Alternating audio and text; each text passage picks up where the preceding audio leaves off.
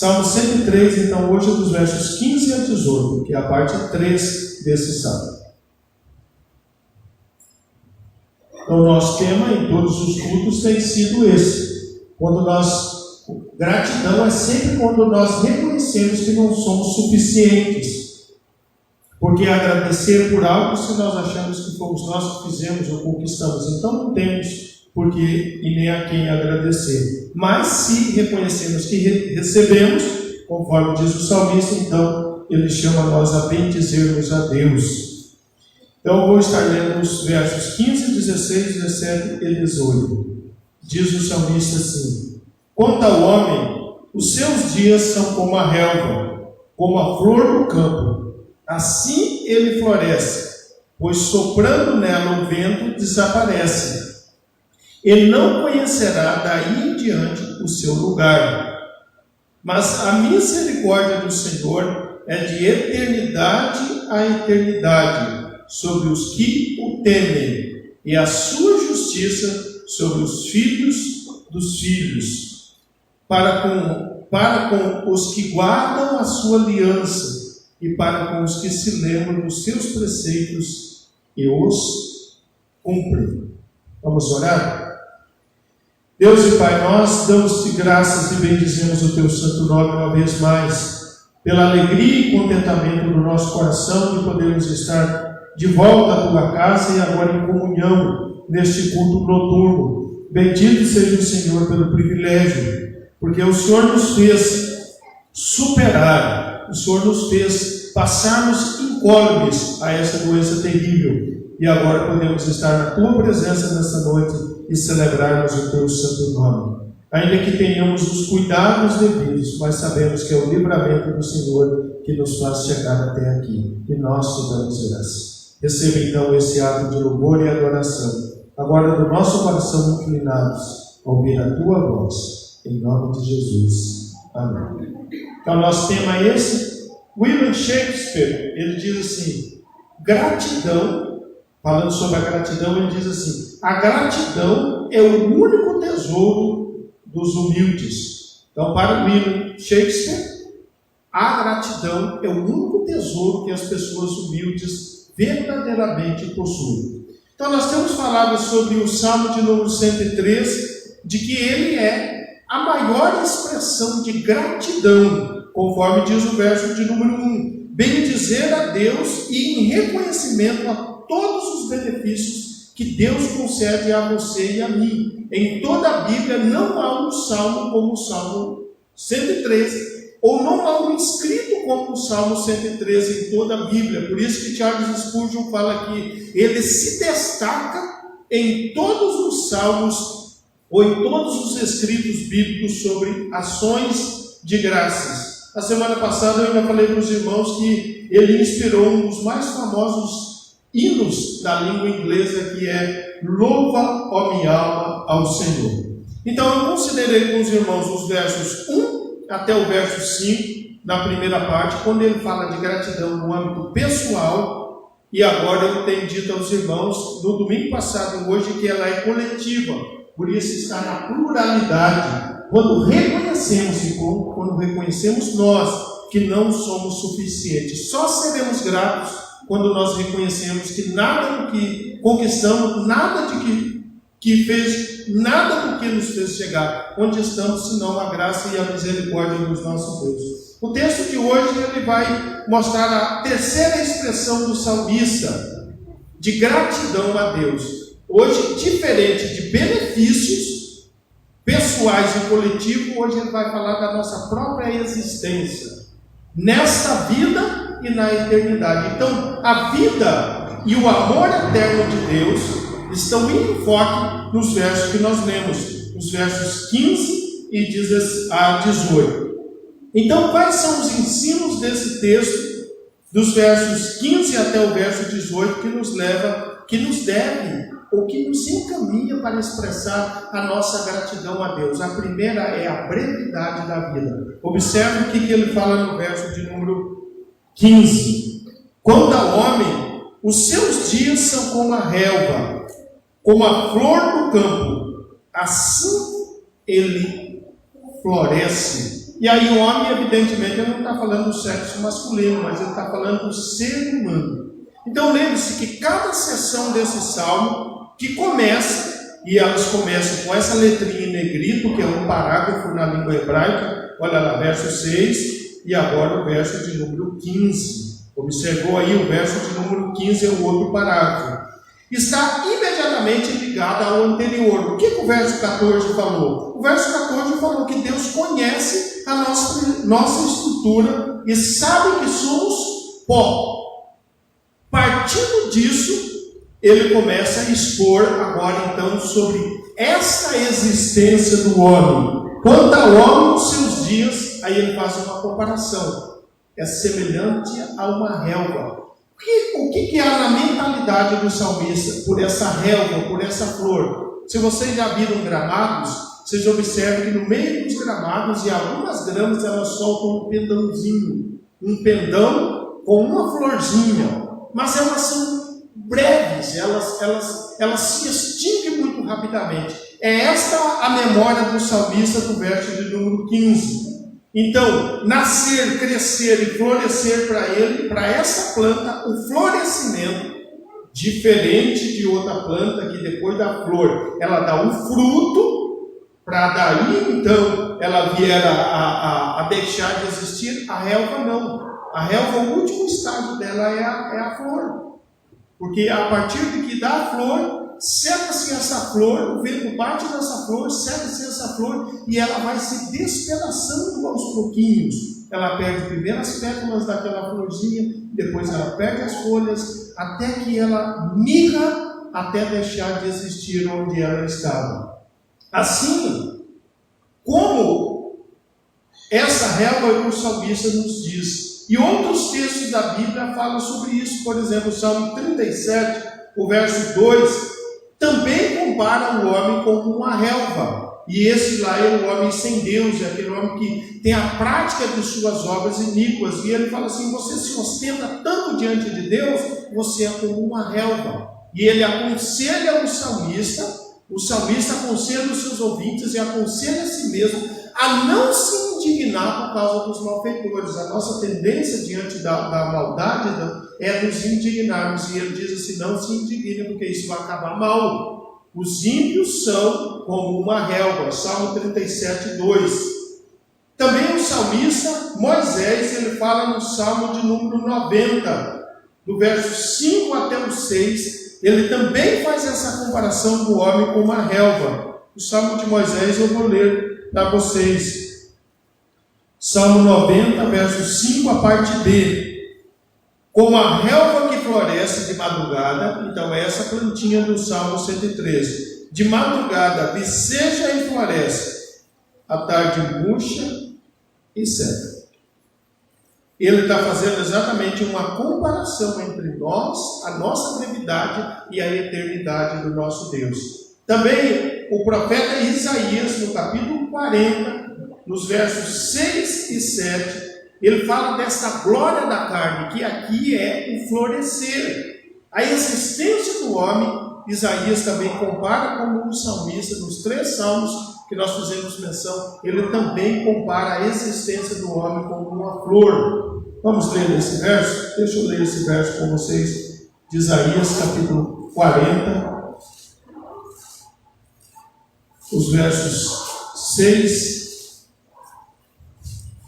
e o verso de número 7. Uma voz diz: clama, e alguém pergunta: que hei de clamar? Toda carne é erva, e toda a sua glória como a flor da erva. Seca-se a erva e caem as flores, soprando nelas o hálito do Senhor. Na verdade, o povo é essa erva. Esse e outros textos que vamos ver mais para frente vão falar da brevidade de nossa vida, e não existe coisa mais frágil a ser comparada com a nossa existência de que apenas uma relva, de que apenas uma plantinha. Essas e muitas outras passagens bíblicas nos falam da brevidade da nossa existência. A trajetória do homem, demarcada aqui nessa plantinha, ela tem 3 fases. E observe que isso é muito parecido com aquilo que a existência do homem é marcada nas Escrituras Sagradas. Gênesis, ele dá os 3 tempos da existência do homem. Gênesis capítulo 5 diz que os homens, em um primeiro momento, eles viviam quase 1000 anos. Eles viviam 300, 400, 500, 600, 700, 800, mais de 900 anos de existência. Mas ainda é breve se for comparado com a eternidade. Em Gênesis capítulo 6, verso 3, quando Deus vai anunciar o dilúvio, que é o primeiro juízo divino, visto de maneira universal, Deus diz assim: olha, os homens agora não vão passar de 120 anos. O tempo estabelecido para a existência do homem é 120 anos. Temos 2 ou 3 homens que a Bíblia diz que passaram essa época, como Abraão, 130 e poucos, e seu filho Isaac, 170. Mas a grande maioria ficou nesse período aí, 100, 100 e poucos anos. Já no Salmo de Moisés, no Salmo 90, ele fala assim: olha, a existência do homem vai ser aí máxima de 80 a 90. A média não está assim no nosso tempo. Nós sabemos que a média aí está em torno de 70 e poucos anos. Mas Moisés, ele fala ali de 80 a 90 anos. Mas o melhor desse tempo é canseira e enfado. Existem exceções de pessoas? Existem, mas na maioria, os homens, nesta idade, eles chegam a isso. Há tempo de canseira, de enfado, de muitas enfermidades, de muitos remédios e assim por diante. Esta é a nossa realidade. Esta é a realidade do homem. Essa é a realidade da nossa existência. E há aqueles que ultrapassam, que vão aí a 100 anos. Mas o que é 100 anos comparado com a eternidade? Como um piscar de olhos, como um breve pensamento. Então, desta maneira, o homem é visto nas Escrituras Sagradas. E nós estamos nesse período aí, falado por Moisés, chegando aí perto de um século. Mas isso é muito curto, muito pequeno, se pensarmos em termos de eternidade. No Novo Testamento, o Senhor Jesus Cristo corrige aquelas pessoas ansiosas que achavam que elas deveriam correr tanto pelo que comer, o que beber, o que vestir. E Jesus diz no verso 27 assim: vocês são tão ansiosos, tão desesperados com aquilo que vocês vão comer, beber ou vestir? Qual de vocês, por mais ansioso que esteja, possa acrescentar um pedacinho à sua existência? Ou um côvado ao curso da sua vida? É como se Jesus estivesse dizendo assim: para que correr se o final é a morte? Para que tanto desespero? Para que tanta ansiedade? Que tudo isso que você fizer não vai adiantar nada, porque não vai acrescentar nada à sua existência. É isso que está lá em Mateus capítulo 6, verso de número 27.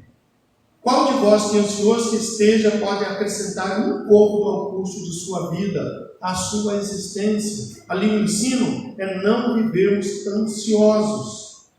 Desta maneira, tanto um testamento como o outro, nas palavras do salmista, nas palavras de Moisés, nas palavras de Isaías ou nas palavras de Jesus, a nossa vida é breve, independente dos recursos. Por isso morrem-se ricos, bilionários e trilionários. Às vezes nós justificamos a morte de uma pessoa e nós dizemos assim: olha, essa pessoa não teve recurso. Mas se fosse assim, os donos de hospitais não morreriam, não é verdade? Se fosse assim, aí os políticos aí que têm cartão ilimitado de acesso à saúde, não morria nenhum deles. Eles têm todos os recursos, todos os acessos. E mesmo assim você não conhece nenhum deles que chegou a 100 anos de existência. Faça uma pesquisa ali via o Google e você vai perceber que nem donos de hospitais chegam a um século de sua existência. Então, o que o salmista está falando? Que nós devemos nos voltar para o Senhor Deus em gratidão, porque a nossa existência sobre a face da terra é breve e nós precisamos garantir uma morada que seja eterna. Irmãos, a nossa vida é muito breve. Curtos são os nossos dias. Pequena é o tempo de nossa passagem neste mundo. Se você conversar com pessoas mais velhas, 70, 80 anos de idade, eles vão contar passagem de sua vida, de sua meninice, como se ela tivesse acontecido ontem. Converso com muitas pessoas nessa idade e eles contam situações com riqueza de detalhes. E aí a gente pergunta para ele, diz, há quanto tempo? Ele diz assim, isso aí eu tinha 6, 7, 8 anos.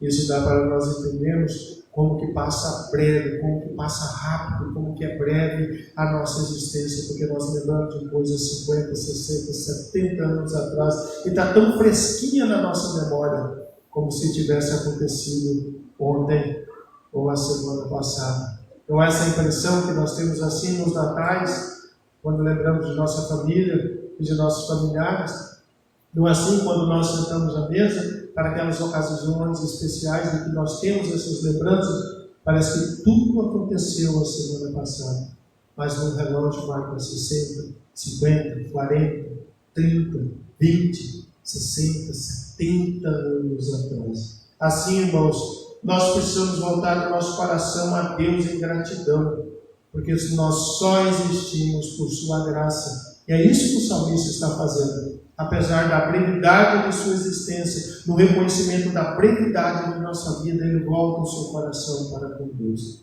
Ele volta a sua alma para Deus. Lembra lá, tudo nesse salmo volta lá no versículo de número 1. Bendize a minha alma ao Senhor, e tudo que há em mim bendiga o seu santo nome. Aqui é porque eu sou passageiro rápido sobre a face da terra. Segundo ensino do texto, verso de número 16. Se o verso 15 fala da brevidade da vida, o verso de número 16 fala da fragilidade da vida. Pois, isso falando desta vida, desta relva, comparada ao homem. Pois soprando nela o vento desaparece, e não conhecerá daí em diante o seu lugar. Se comparada à relva, nós somos breves, porque nós florescemos e já murchamos, conforme diz Isaías. O texto aqui, ele fala da fragilidade da vida. Lembra lá que Isaías falou o que se refere aqui, o hálito, o espírito, o fôlego de vida que o Criador Deus nos deu. Mas esse vento soprar, lembra-nos o juízo de Deus sobre o Egito. Quando Deus passou sobre o Egito, exercendo o juízo sobre os homens, e não teve grande, pequeno, rico ou pobre, do trono de Faraó ao mais humilde camponês do Egito. Todos eles foram visitados por Deus na 10ª praga, na morte dos primogênitos. Então, o segundo ato da gratidão do salmista é reconhecer o quão frágil ele é. Esse verso, ele destaca a nossa vida em sua plenitude. A pessoa vicejou, floresceu, e o que vem depois? As pétalas caem, como o soprar do vento. As flores caem, a folha cai, e depois murcha o caule até ela definhar completamente. Assim é essa, entre todas as demais árvores pequenas, as gramíneas que vivem no campo. Com isso, ele enfatiza a nossa vulnerabilidade. Olha o que fez um vírus aí, olha o que fez uma gripe no mundo em que nós conhecemos. Deu para nós termos uma dimensão que ele é um ser, que ele é um fragmento de uma existência. E olha o que ele fez no mundo. Ricos, grandes, pobres, empresários, atores, homens de grande posse, de grande porte, pessoas saudáveis, pessoas fisicamente bem. E olha aí quantas milhões de pessoas em todo o mundo foram ceifadas por uma gripe. Sabe que o ser humano não entendeu o tão frágil, o tão pequeno que é a sua existência sobre a face da terra, o quão frágil é a sua vida? Se no coraçãozinho dele lá, um nervinho chamado miocárdio, que é mais fino do que um cabelo, se ele se romper, você pode estar dentro do Albert Einstein, você vai morrer. Eu vou deixar de existir. Então veja que quando o homem reconhece isso, não só a sua limitação de existência, vamos colocar num século de existência, mas é limitado, é pequeno. Quando o homem reconhece a sua fragilidade, a sua pequenez, ele vai se voltar a Deus. Por isso é que o tema sugerido do Salmo é sempre quando nós reconhecemos que nós não somos suficientes, que nós não temos como garantir a nossa existência. Contudo, nós temos todos os recursos do mundo, contudo, nós temos dinheiro ilimitado nos nossos bolsos. E o melhor, mais bem aparelhado hospital à nossa frente. Chegou o dia de nossa existência findar. Nós daremos tchau para aqueles que nós amamos. E aqueles a quem nós amamos darão tchau para nós. E levarão nós até um lugar de sepultamento. Vocês veem isso aí acontecendo todos os dias. Há poucos dias, conversando com um homem, o irmão Teodoro, ele precisou de uma intervenção cirúrgica do seu coração. E o médico disse para ele: olha, você só continuará vivo se você tem uma intervenção, colocar isso, isso e isso no seu coração. O médico fez a cirurgia dele. Alguns dias depois foi fazer uma viagem, o avião caiu. O paciente foi salvo, mas o médico morreu.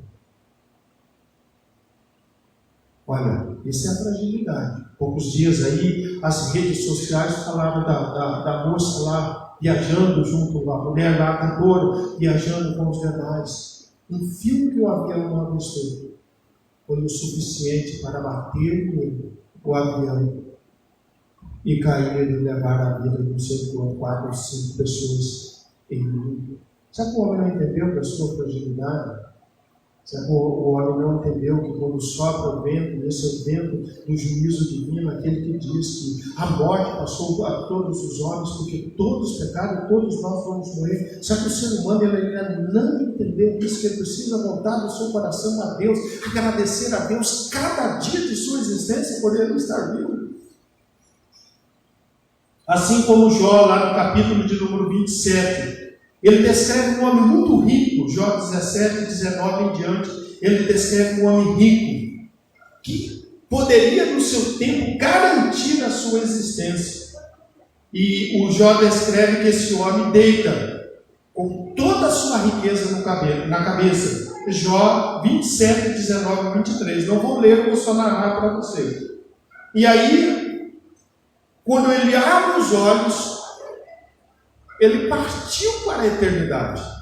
Ele deitou muito rico, mas quando ele abre os olhos, e aí ali dá a entender de sua existência eterna, ele já não vê a sua casa luxuosa, ele já não vê as suas posses, ele já não vê os seus rebanhos, ele já não vê os seus utensílios de prata ou de ouro, que imagino que ele deveria ter lá naquele tempo. E Jó diz que um vento oriental soprou e varreu ele para longe.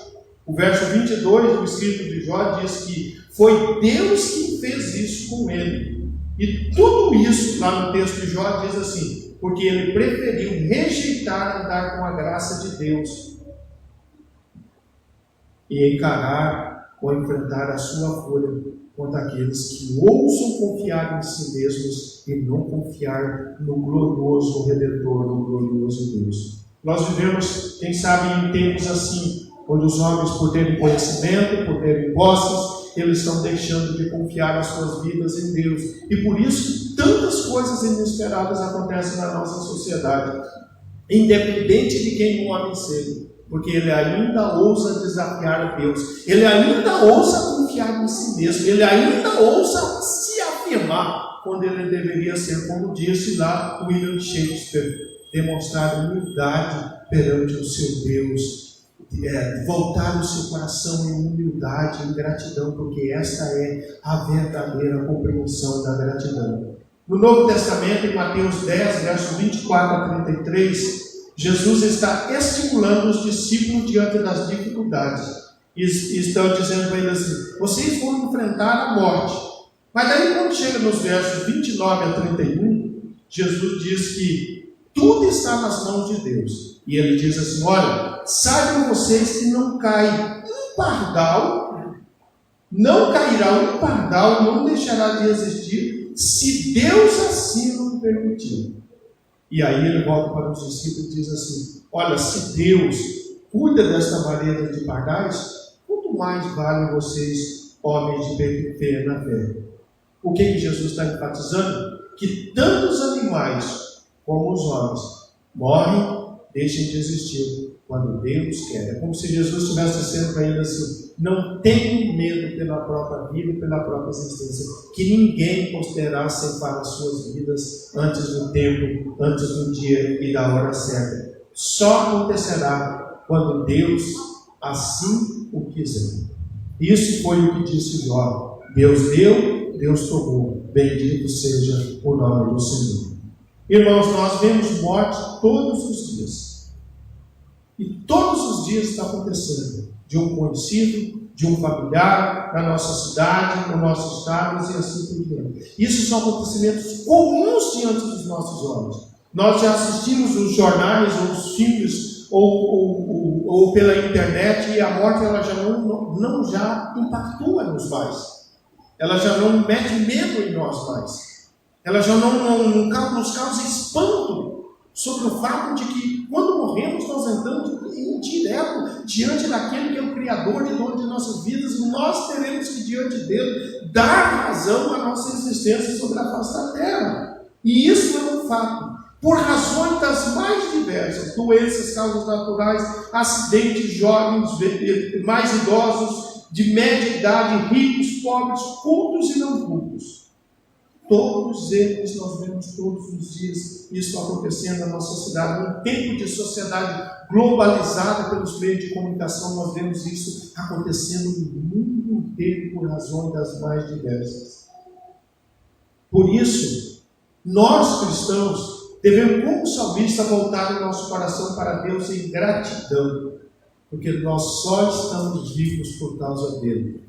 Nós só existimos por causa dele. Mas nós também só nos mantemos vivos por causa dele. Nós não teríamos nenhuma chance de sobreviver se não fosse a bondade do nosso Deus expressa a nós. Hoje, que você é crente? Não. Isso desde sua concepção, lá no ventre de sua mãe, a bondade e a misericórdia de Deus é aquela que está te sustentando, te trazendo até aqui. O nosso coração precisa se voltar para Ele. Não é nada que nós fazemos ou nos garantimos que nos fez chegar aqui, senão a bondade misericordiosa de Deus.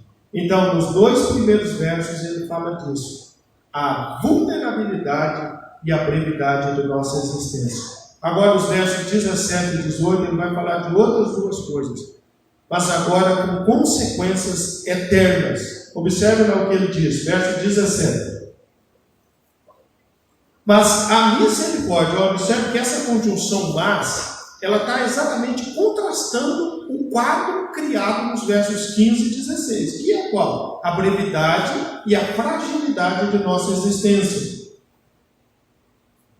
Mas o verso 17 então traz uma mudança no quadro.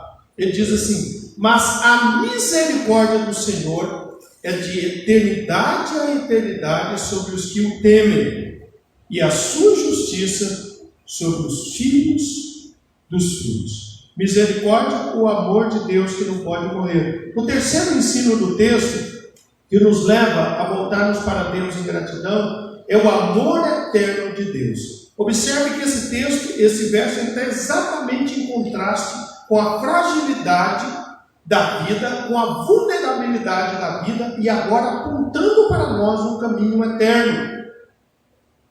Tudo isso está contrapondo o que vem anterior.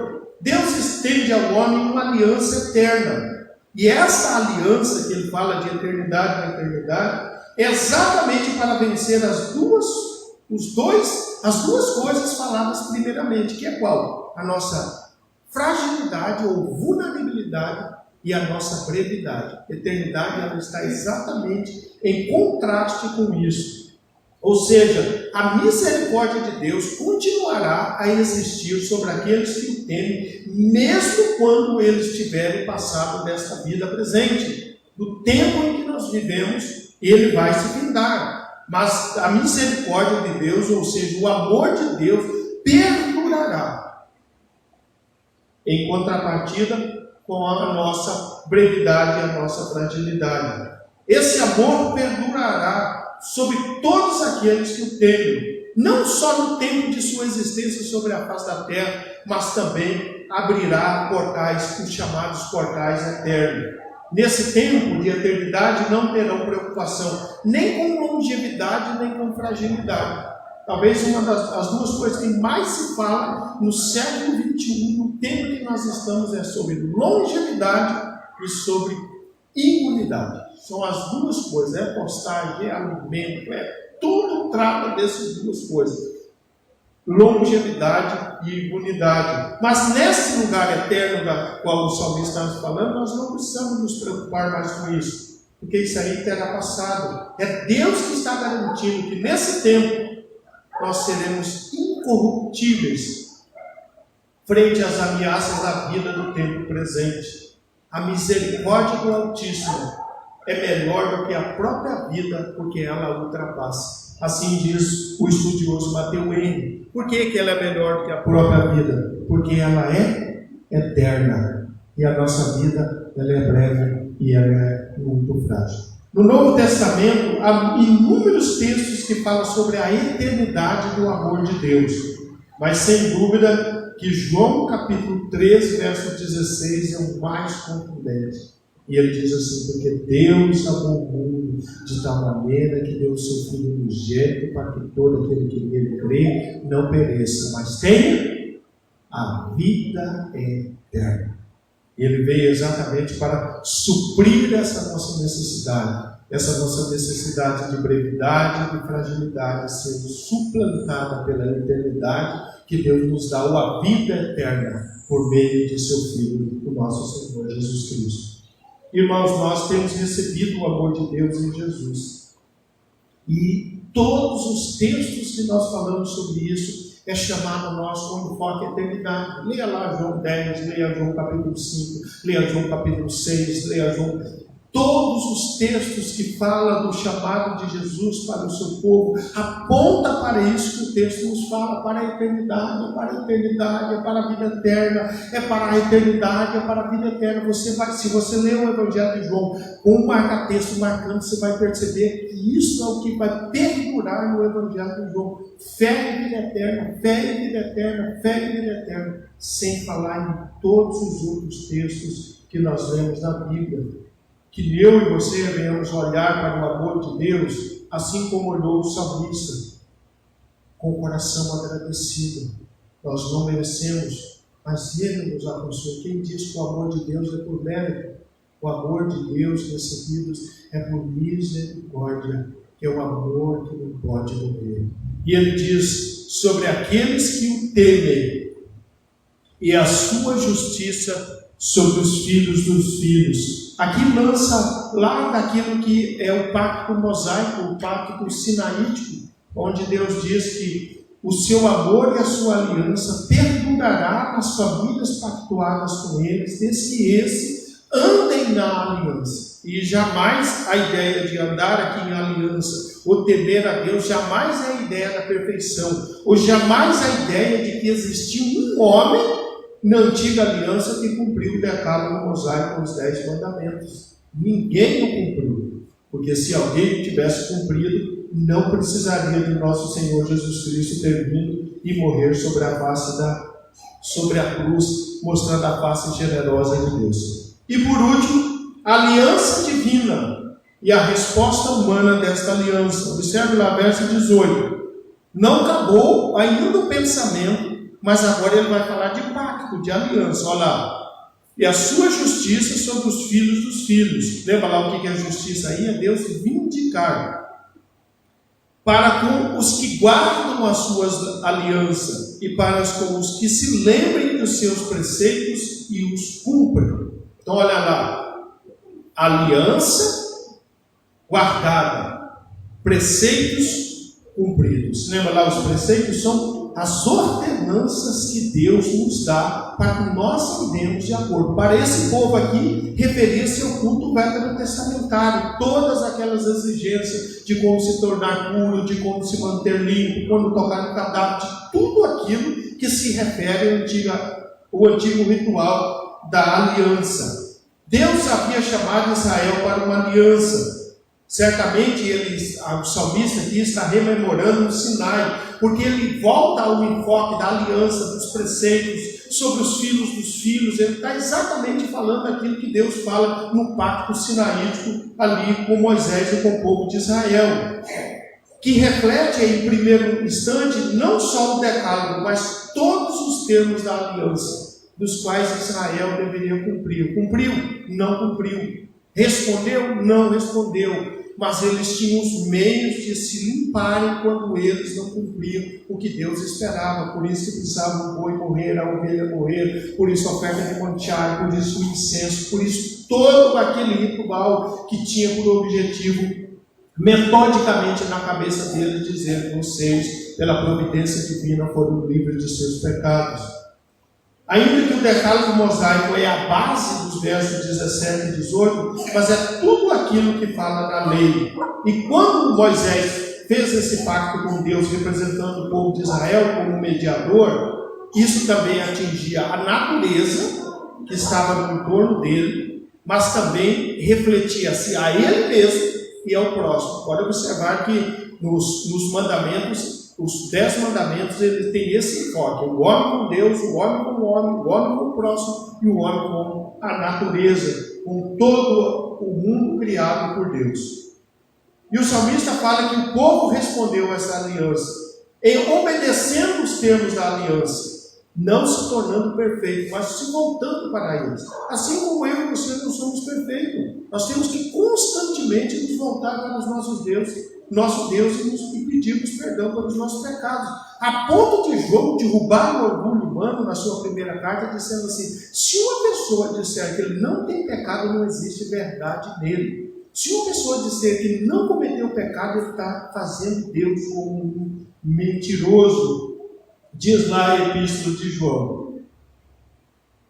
Para um judeu, isso representava todos os atos, toda a sua vida e a sua relação com Deus. Mas no Novo Testamento, nós temos um texto maravilhoso que é Mateus capítulo 26, os versos 26 em diante, quando Jesus reúne os seus discípulos, come a Páscoa com eles, pega o pão e o cálice, institui a ceia, aponta para eles, dizendo assim: comam e bebam.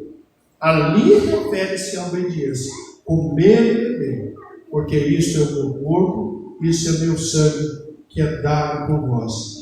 Quando Jesus faz esse ato de Mateus 26 em diante, e também repetido nos demais evangelhos, Jesus firmou uma aliança de uma vez por todas, e todas as esperanças de redenção desse povo aqui, de nós que estamos aqui, daqueles que ainda virão nas gerações futuras, foram amplamente cobertos pela aliança que nós temos com Deus, agora por intermédio de nosso Senhor Jesus Cristo.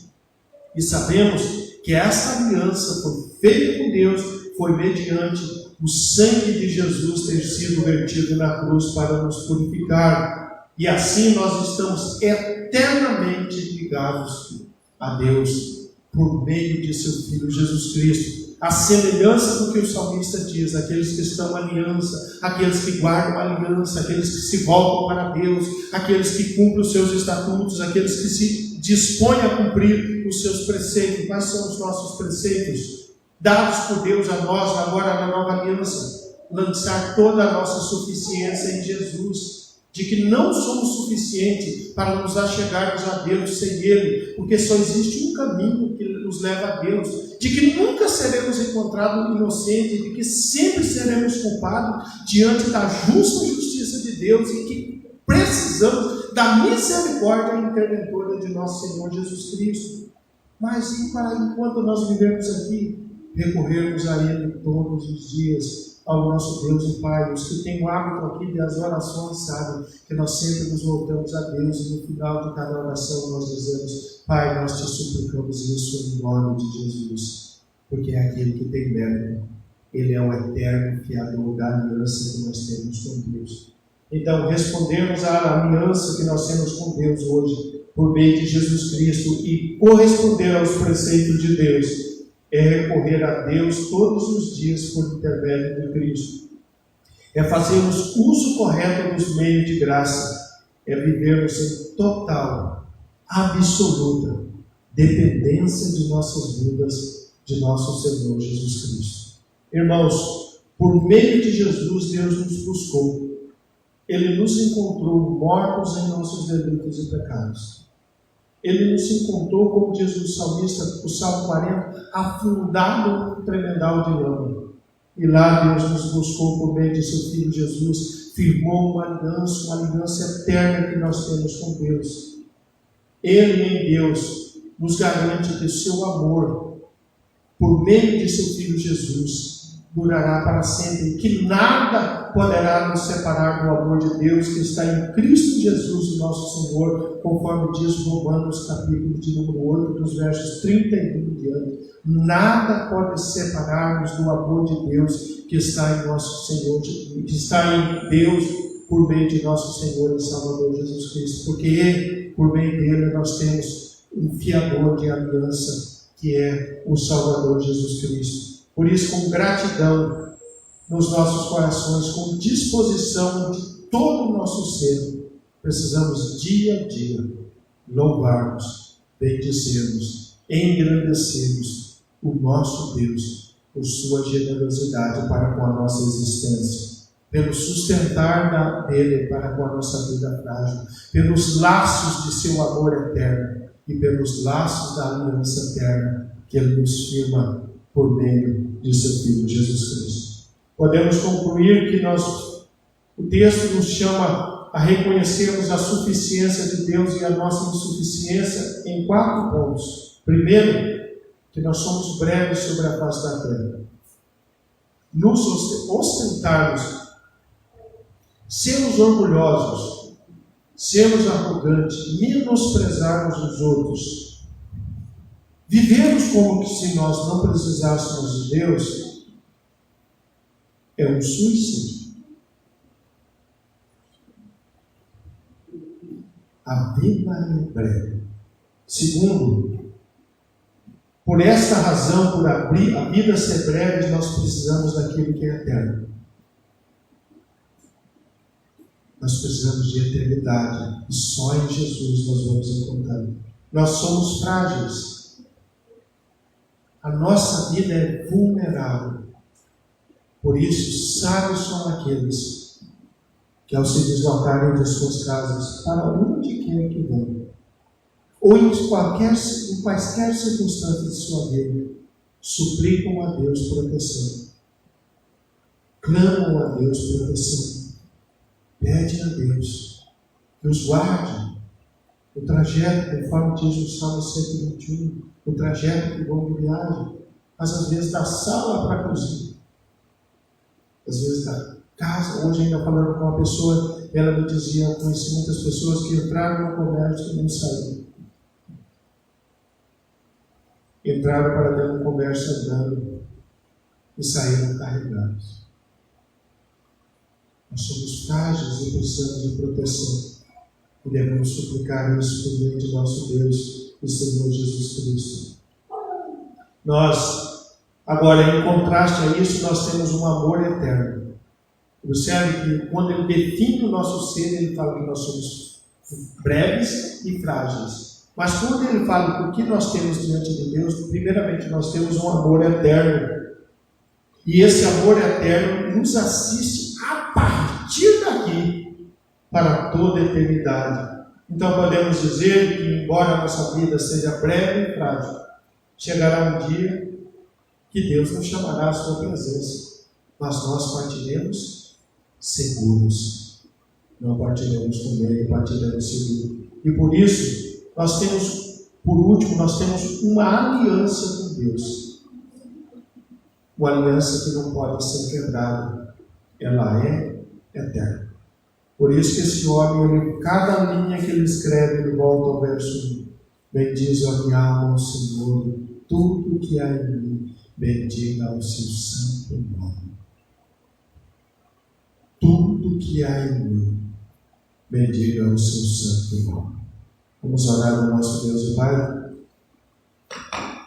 Como é que está o seu reconhecimento de sua brevidade? De que viver 100 anos, 120 anos sobre a face da terra é nada se comparado ao que virá depois disso. Como está o seu reconhecimento sobre a sua fragilidade? Que um vírus pequeno, microscópico, seja lá de que tipo for, se comparado a nós, milhares de vezes menor do que nós, mas se não formos guardados e protegidos por Deus, Ele nos levará à vinda da nossa existência sobre a face da terra. Como está o seu reconhecimento do amor eterno de Deus, que tem assistido a sua vida, a sua família, as gerações, que tem assistido toda a sua existência, que tem te sustentado nos dias de adversidade e que tem te mostrado um caminho eterno. Como que está a sua alegria de estar em aliança com Deus por meio de Jesus Cristo?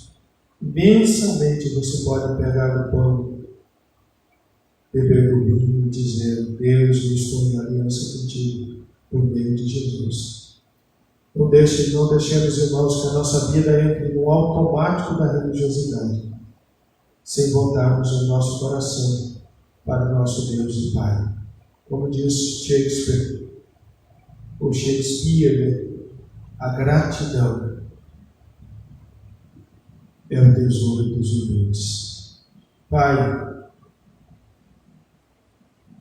bendito seja sempre teu santo nome. Engrandecido seja sempre o Senhor, porque o Senhor tem nos dado um amor eterno. Bendito seja sempre o Senhor, Pai, porque o Senhor tem firmado conosco uma aliança eterna. Não obstante sermos tão frágeis, não obstante sermos tão breves sobre a face da terra, o Senhor tem colocado no nosso coração e na nossa mente, diante dos nossos olhos, a eternidade. Oh Deus, em nome de Jesus, queremos pedir ao Senhor, como um dia pediu o seu filho Jonathan, que o Senhor grave nos nossos olhos a eternidade. Oh Deus, para que o vislumbre eterno fique marcado diante dos nossos olhos. Dê a tua bênção, Deus, ao teu povo que ouviu e que ouvirá a tua palavra com outra oportunidade. Alimenta a sua alma e o seu coração com a tua palavra e leva-os a voltar os seus corações para ti, em gratidão e louvor a Deus, Pai. Em nome de Jesus. Amém e amém. Amém, irmãos. E a você também que nos acompanha, nos acompanhará aí pelo Facebook. Deus abençoe a sua vida e que o seu coração também se volte sempre para Deus, em gratidão e louvor a Ele. Vamos ficar de pé e vamos orar? Bendito e eterno Deus, graça nós te damos, porque não obstante a nossa fragilidade e a nossa brevidade, o Senhor tem nos sustentado. Que dia a dia o nosso coração se volta para o Senhor. Que dia a dia reconhecemos a tua suficiência e a nossa insuficiência diante dos riscos e das adversidades da vida. Que venhamos reconhecer a suficiência eterna do teu amor para nos conservar nessa vida e nos guardar por toda a eternidade na tua presença. Como disse o teu servo Judas, o Senhor é poderoso para nos guardar.